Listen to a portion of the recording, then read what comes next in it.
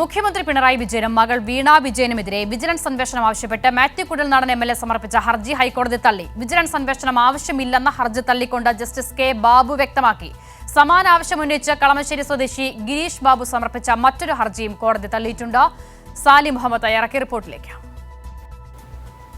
മാത്യു കുഴൽനാടൻ എംഎൽഎക്കും പ്രതിപക്ഷത്തിനുമൊക്കെ വലിയ തിരിച്ചടി ഹൈക്കോടതിയിൽ നിന്ന് ലഭിച്ചൊരു ദിവസമാണിന്ന്.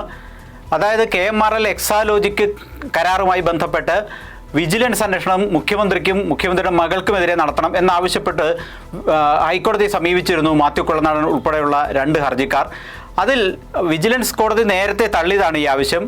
മൂവാറ്റുപുഴ വിജിലൻസ് കോടതി തള്ളിയതിനെ തുടർന്ന് അതിൽ റിവിഷൻ പെറ്റീഷൻ പുനഃപരിശോധനാ ഹർജിയുമായി മാത്യു കുഴൽനാടൻ ഒപ്പം തന്നെ കളമശ്ശേരി സ്വദേശിയായ ഗിരീഷ് ബാബുവും ഹൈക്കോടതിയെ സമീപിക്കുകയായിരുന്നു.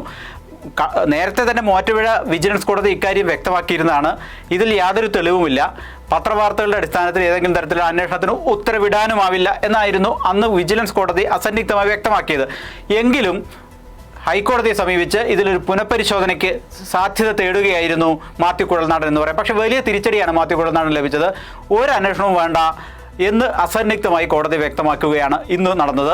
അതായത് കഴിഞ്ഞ 1.5 കൊല്ലമായി അതിൽ വാദം കേട്ടുകൊണ്ടിരിക്കുകയായിരുന്നു. അതിൽ ഇന്ന് 1:45 കോടതി അന്തിമ വിധി പറഞ്ഞു. വിജിലൻസ് അന്വേഷണ ആവശ്യം കോടതി തള്ളി. 2 ഹർജികളും തള്ളി. ഗിരീഷ് ബാബുവിൻ്റെ ഹർജിയും തള്ളി, മാത്യു കുഴൽനാടൻ്റെ ഹർജിയും തള്ളി.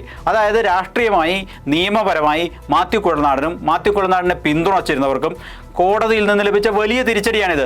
ഇത് കഴിഞ്ഞ കുറേ നാളുകളായി ഉയർത്തിക്കൊണ്ടുവന്നിരുന്ന ഒരു പുകമറ കോടതി ഇടപെട്ട് അവസാനിപ്പിച്ചിരിക്കുന്നു എന്ന് തന്നെ പറയാം. മുഖ്യമന്ത്രിക്കും മകൾക്കുമെതിരെ ഉയർത്തിക്കൊണ്ടുവന്ന ആരോപണങ്ങളുടെ മുനയൊടിഞ്ഞു എന്ന് തന്നെ പറയേണ്ടി വരും. അതായത് മുഖ്യമന്ത്രിയുടെ മകൾ ഒരു IT കമ്പനി നടത്തുന്നു. ആ IT കമ്പനിയുമായി KMRL എന്ന് പറയുന്ന കമ്പനി കരാർ ഒപ്പിടുന്നു. ആ കരാറിൽ സാമ്പത്തിക ഇടപാടുകൾ സ്വാഭാവികം നടത്തുന്നു.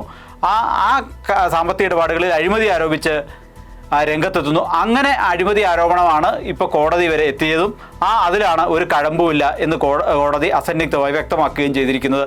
ഏതായാലും വലിയ പ്രതികരണങ്ങൾ ഇതിൽ വന്നിട്ടുണ്ട്. CPMൻ്റെയും LDFൻ്റെയും മന്ത്രിമാർ ഉൾപ്പെടെയുള്ള നേതാക്കൾ ഈ ഹൈക്കോടതി വിധിയെ സ്വാഗതം ചെയ്യുകയും പ്രതിപക്ഷത്തിൻ്റെ ആരോപണങ്ങളുടെ മുനയൊടിഞ്ഞു എന്ന് വ്യക്തമാക്കുകയും ചെയ്തു. അവരൊക്കെ ഉയർത്തിയ മറ്റൊരു പ്രധാനപ്പെട്ട വിമർശനം മാധ്യമങ്ങൾക്ക് നേരെയാണ്. മാധ്യമങ്ങൾ ഇക്കാര്യത്തിൽ നിക്ഷിപ്ത താല്പര്യങ്ങളോടെ മുഖ്യമന്ത്രിയെയും മുഖ്യമന്ത്രിയുടെ കുടുംബത്തെയും ആക്രമിക്കാനും അവർക്കെതിരെ ആരോപണങ്ങളുടെ ഒരു പുകമറ സൃഷ്ടിക്കാനും കൂട്ടുനിന്നു. ആ കൂട്ടുനിന്ന മാധ്യമങ്ങൾക്കും ഏറ്റ തിരിച്ചടിയാണിത് എന്ന് വിവിധ നേതാക്കൾ പ്രതികരിക്കുകയും ചെയ്തിട്ടുണ്ട്. ഏതായാലും വലിയ LDF ക്യാമ്പിൽ വലിയ ആവേശം പകർന്ന ഒരു വിധിയാണിതെങ്കിൽ UDF ക്യാമ്പിൽ കോൺഗ്രസിനും മാത്യു കുഴൽനാടൻ ഉൾപ്പെടെയുള്ള നേതാക്കൾക്കുമൊക്കെ വലിയ തിരിച്ചടിയും നിരാശയും നൽകിയ ഒരു വിധിയാണ് ഇന്നുണ്ടായത്. സാലി മുഹമ്മദാണ് വിശദമായ വിവരങ്ങൾ പങ്കുവച്ചത്.